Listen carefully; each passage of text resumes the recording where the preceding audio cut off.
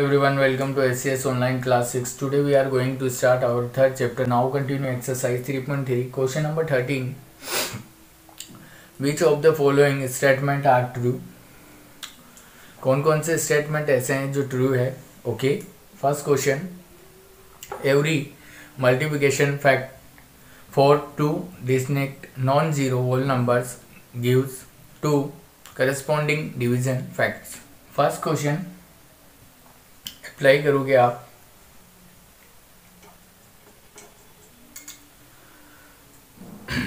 Every multiplication factor for two distinct non zero, ऐसे जो zero नहीं है वो टू नंबर्स आपको लेने हैं which is greater than a, जिसमें से ग्रेटर देन होना चाहिए एक नंबर, देन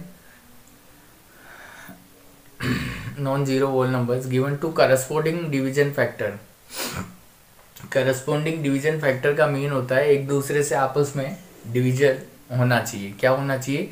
दोनों आपस में, दोनों नंबर्स ऐसे होना चाहिए जो एक दूसरे से आपस में डिवाइड हो जाए. ओके, सो हम ऐसा एग्जांपल लेते हैं. अगर सॉल्यूशन राइट होता है तो उसके लिए स्टेटमेंट को हम ट्रू फाइंड करेंगे. ओके, सो आपका फर्स्ट क्वेश्चन जो है उस स्टेटमेंट के अकॉर्डिंग ट्रू है.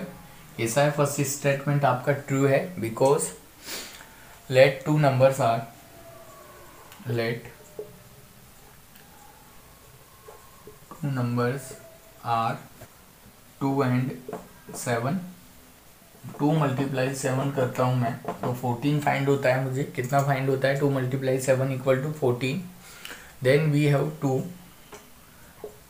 Then we have 2 divisional factor. Then we have two divisional factor. First 14 is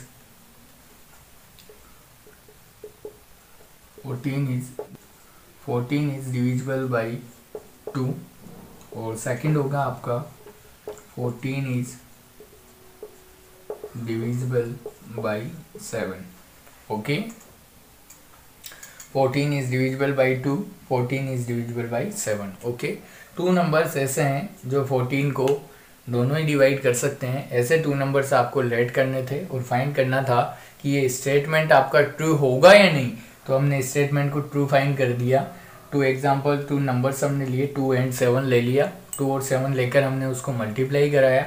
multiply करना आने के आफ्टर ये फाइंड किया कि फर्स्ट में अगर 14 को 2 भी डिवाइड कर सकता है, सेकंड टाइम 14 को 7 भी डिवाइड कर सकता है. दोनों ही नंबर डिविजिबल कर सकते हैं. Okay, so statement is true. 13 का सेकंड पार्ट है, if a whole number and it is divided by other whole number b which is greater than a, then the quotient is not equal to 0. quotient is not equal to 0. Okay, second question आपका जो है statement वो आपका false होगा.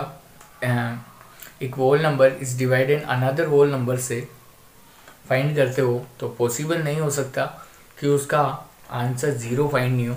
Okay, so second वाला जो question है आपका वो स्टेटमेंट्स आपका फॉल्स होगा. Like third,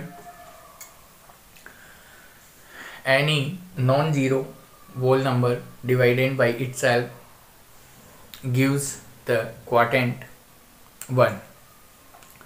Any non-zero whole number divided by itself given the quotient is 1. So third वाला स्टेटमेंट जो है आपका वो ट्रू होगा. ओके, थर्ड वाला स्टेटमेंट आपका ट्रू होगा बिकॉज क्यों होगा?